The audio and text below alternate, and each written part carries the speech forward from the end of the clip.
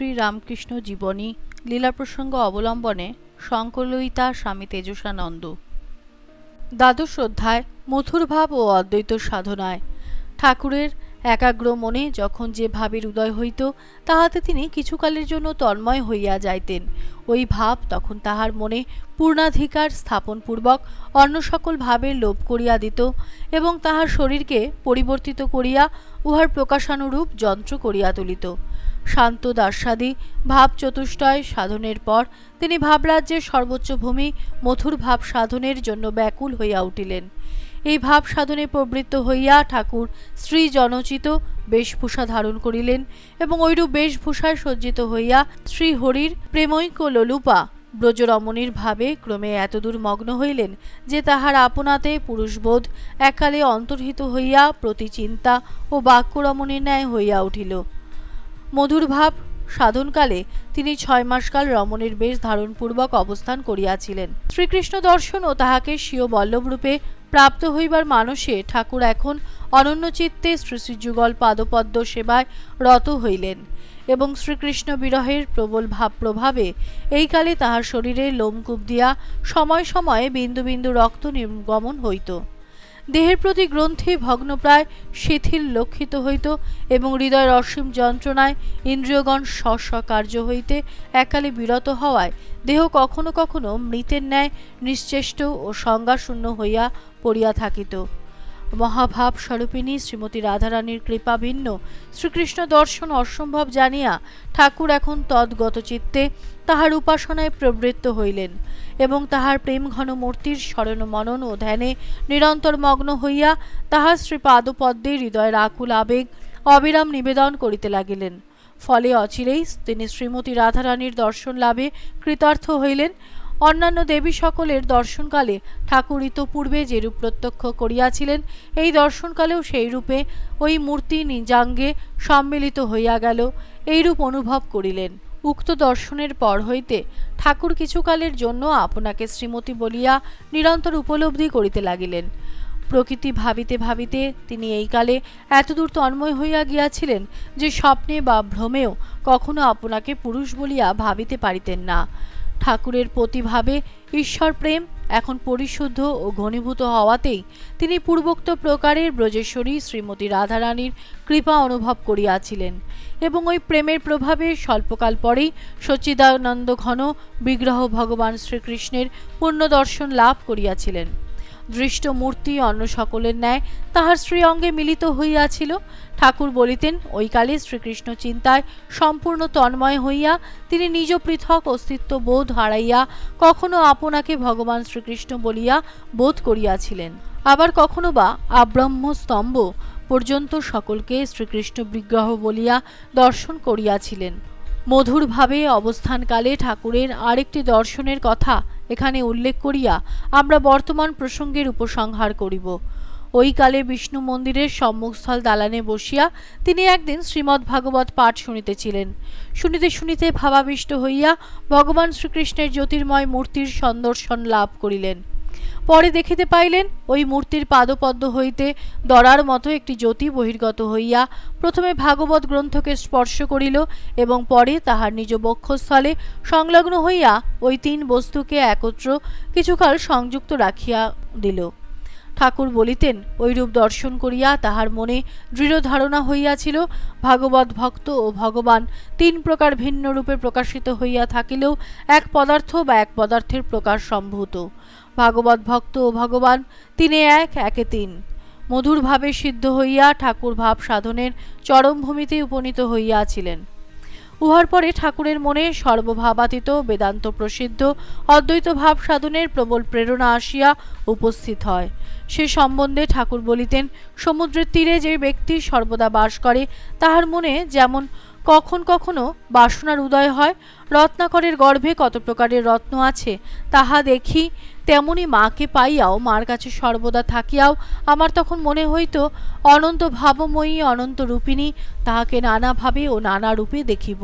শ্রী শ্রী জগদম্বার ইঙ্গিতেই যে ঠাকুর এখন অদ্বৈত সাধনে অগ্রসর হইয়াছিলেন ইহা পরিব্রাজকচার্য শ্রীমৎ তোতাপুরী দক্ষিণেশ্বর আগমন হইতেই সম্যক বুঝিতে পারা যায়। তোতাপুরী পুণ্যতোয়া নর্মদা তীরে বহুকাল একান্ত বাসপূর্বক সাধন ভজনে নিমগ্ন থাকিয়া নির্বিকল্প সমাধিপথে ব্রহ্ম সাক্ষাৎকার করিয়াছিলেন।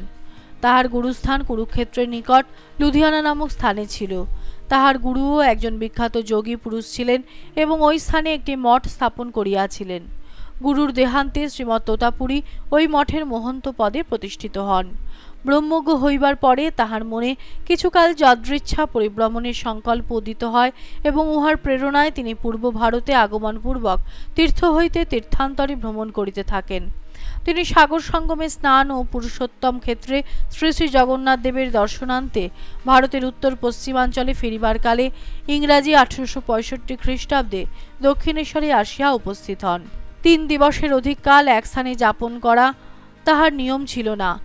ওই জন্য কালীবাটিতে তিনি দিবসত্রয় মাত্র অতিবাহিত করিবেন স্থির করিলেন। কালীবাটিতে আগমন করিয়া তোতাপুরী প্রথমেই ঘাটের সুবৃহৎ চাঁদনীতে আসিয়া উপস্থিত হন। ঠাকুর তখন তথায় অন্নমনে এক পার্শ্বে বসিয়াছিলেন। তাহার তপদীপ্ত ভাবাজ্জল বদনের প্রতি দৃষ্টি পড়িবা মাত্র শ্রীমৎ তোতা প্রাণে অনুভব করিলেন ইনি সামান্য পুরুষ নহে, বেদান্ত সাধনের এরূপ উত্তমাধিকারী বিরল দেখিতে পাওয়া যায়। তন্ত্র প্রাণ বঙ্গে বেদান্তের এরূপ অধিকারী আছে ভাবিয়া তিনি বিস্ময় অভিভূত হইলেন এবং ঠাকুরকে বিশেষভাবে নিরীক্ষণপূর্বক শতপ্রণোদিত হইয়া জিজ্ঞাসা করিলেন, তোমাকে উত্তম অধিকারী বলিয়া বোধ হইতেছে, তুমি বেদান্ত সাধন করিবে? জটাজুটোধারী দীর্ঘবপু উল্লঙ্গ সন্ন্যাসীর ওই প্রশ্নে উত্তর ঠাকুর করিলেন, কি করিব না করিব আমি কিছুই জানি না, আমার মা সব জানেন, তিনি আদেশ করিলে করিব। শ্রীমৎ তোতা বলিলেন, তবে যাও, তোমার মাকে ওই বিষয় জিজ্ঞাসা করিয়া আইসো, কারণ আমি এখানে দীর্ঘকাল থাকিব না।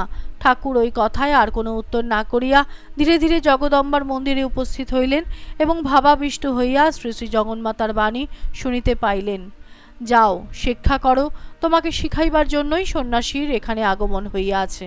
অর্ধবাহ্য ভাবাবিষ্ট ঠাকুর তখন হর্ষোৎফুল্ল বদনে তোতাপুরী গোস্বামীর সমীপে আসিয়া তাহার মাতার ঐরূপ প্রত্যাদেশ নিবেদন করিলেন।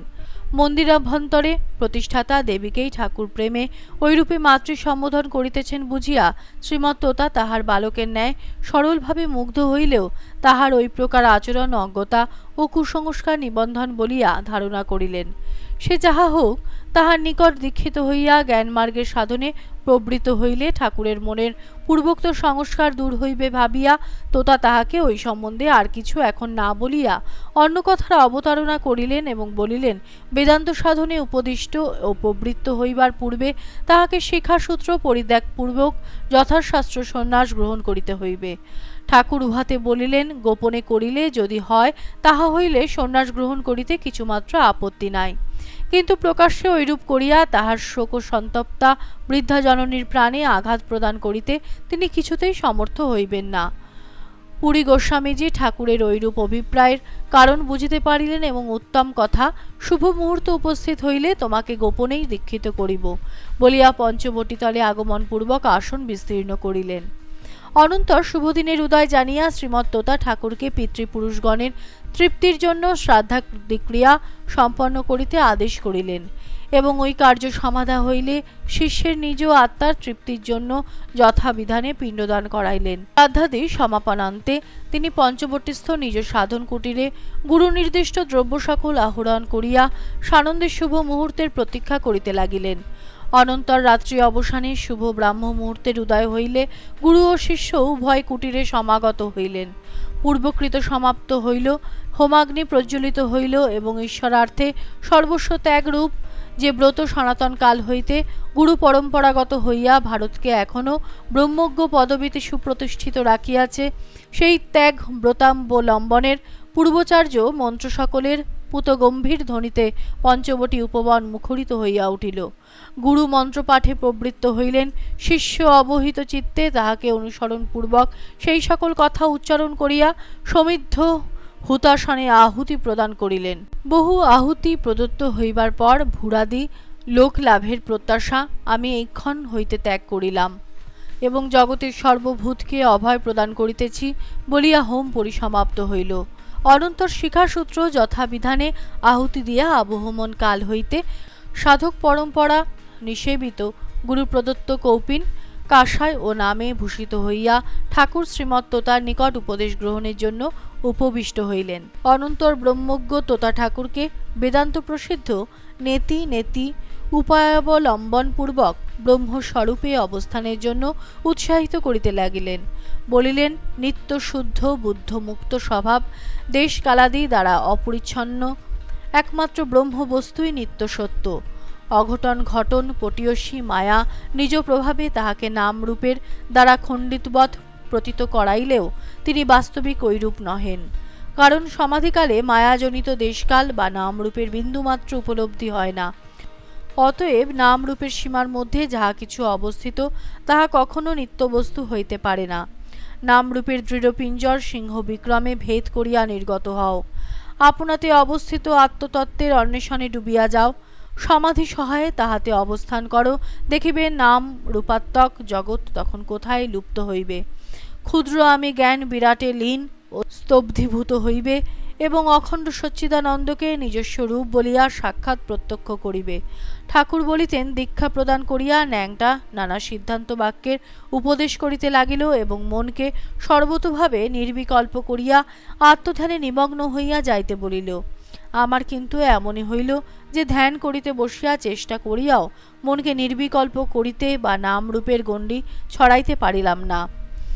অন্য সকল বিষয় হইতে মন সহজেই গুটাইয়া আসিতে লাগিল, কিন্তু ঐরূপে গুটাইবা মাত্র তাহাতে শ্রী শ্রী জগদম্বার চিরপরিচিত চিৎ ঘনোজ্জ্বল মূর্তি জ্বলন্তভাবে সমুদিত হইয়া সর্বপ্রকার নামরূপ ত্যাগের কথা একেবারে ভুলাইয়া দিতে লাগিল।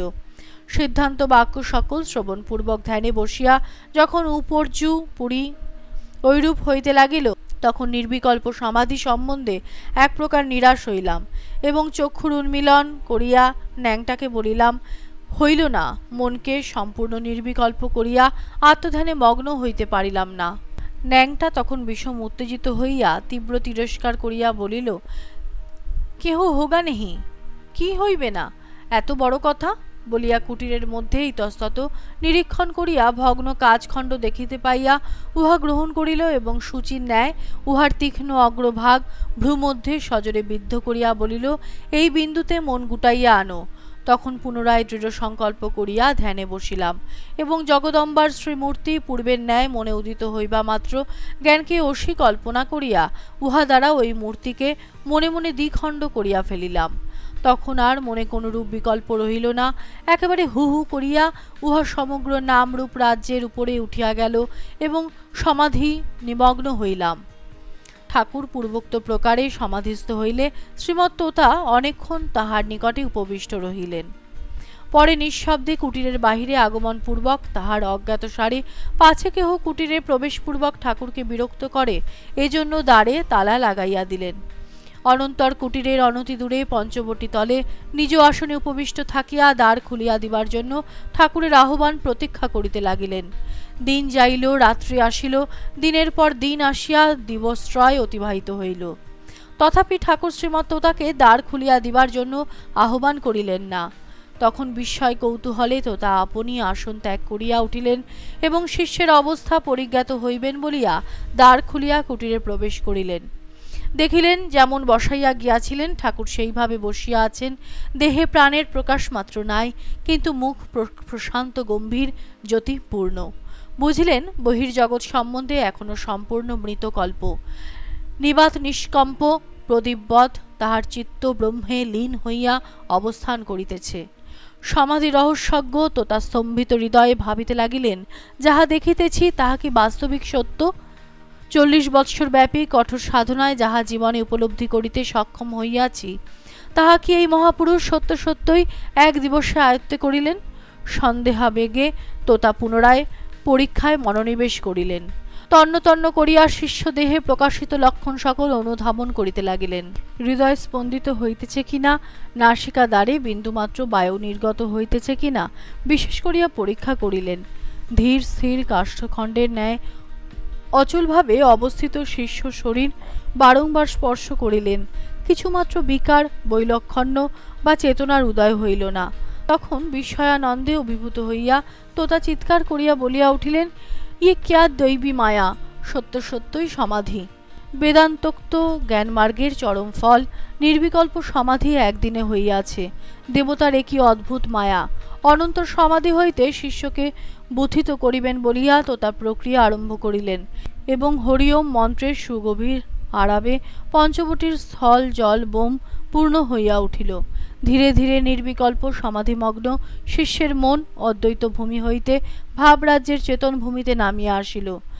আনন্দোদ্বেলিত অন্তরে শিষ্য ব্রহ্মজ্ঞ গুরুর পাদবন্দনা করিলেন।